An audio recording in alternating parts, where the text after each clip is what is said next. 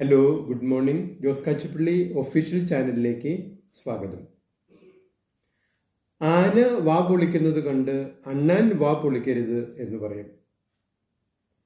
ആനയുടെ വായി വലുതാണ്, വളരെ വലുത്. അണ്ണാന്റെ വായി വളരെ ചെറുതാണ്. അപ്പോൾ ആന വാ പൊളിക്കുന്നത് പോലെ അണ്ണാൻ വാ പൊളിച്ചാൽ അണ്ണാന്റെ വായി കീറിപ്പോകും. അണ്ണാൻ ചിലപ്പോൾ ചത്തുപോയെന്നും വരും. ഇതിന് സമാനമായ മറ്റൊരു പഴഞ്ചൊല്ലാണ് കൊക്കിൽ ഒതുങ്ങുന്നതേ കൊത്താവൂ എന്ന്. ഇത് പറയാൻ കാരണം, പലപ്പോഴും ഒരു സ്റ്റാർട്ടപ്പ് തുടങ്ങി അല്ലെങ്കിൽ ഒരു ബിസിനസ് തുടങ്ങി, അത് നല്ല ലാഭമുണ്ടാക്കുന്നു എന്ന് കാണുന്നു. അപ്പോൾ പലപ്പോഴും ഉണ്ടാകുന്ന ഒരു പ്രലോഭനം, കണക്കില്ലാത്ത തരത്തിൽ ആ ബിസിനസ്സിൽ അല്ലെങ്കിൽ സ്റ്റാർട്ടപ്പിൽ പണം ഇൻവെസ്റ്റ് ചെയ്യുക, നിക്ഷേപിക്കുക ആണ്. കാരണം വളരെ ചെറിയ ഒരു വരുമാനത്തിൽ അല്ലെങ്കിൽ വളരെ ചെറിയ ഒരു നിക്ഷേപത്തിൽ, ഒരു മൂലധനത്തിൽ തുടങ്ങിയ ഒരു ബിസിനസ്സിന് അല്ലെങ്കിൽ സ്റ്റാർട്ടപ്പിന് ഇത്രമാത്രം ലാഭം ഉണ്ടാക്കാമെങ്കിൽ ഈ മൂലധനം അങ്ങോട്ട് ഭയങ്കരമായിട്ട് വർദ്ധിപ്പിച്ചു കൂടെ എന്ന് ചിലരൊക്കെ ചിന്തിക്കും.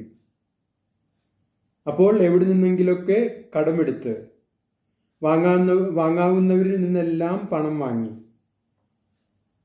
വായ്പകൾ വാങ്ങി, അങ്ങനെ ഒരു വലിയ തുക ആ ബിസിനസ്സിൽ ചിലരൊക്കെ ഇൻവെസ്റ്റ് ചെയ്യും. പക്ഷേ എന്താണ് സംഭവിക്കുക?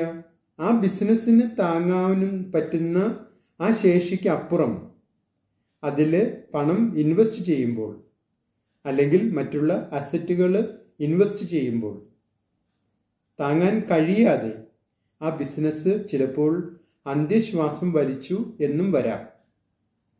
അപ്പോൾ നല്ല ഉദ്ദേശത്തോടെ തുടങ്ങിയ ഒരു കാര്യം, മലയാളത്തിൽ പറയും, ദോഷ പൊറുതിക്ക് ചെയ്തത് പൊറുതി ദോഷക്കേടായി എന്ന് പറയും.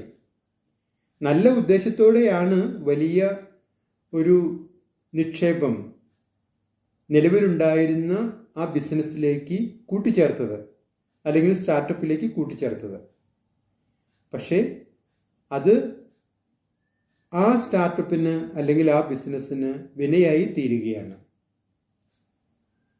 നിങ്ങളുടെ അഭിപ്രായങ്ങളും നിർദ്ദേശങ്ങളും അറിയിക്കുക. നിങ്ങൾ ഈ ചാനൽ ഇഷ്ടപ്പെടുന്നുണ്ടെങ്കിൽ ലൈക്ക് ചെയ്യുക, സബ്സ്ക്രൈബ് ചെയ്യുക, എല്ലാവർക്കും ഷെയർ ചെയ്യുക.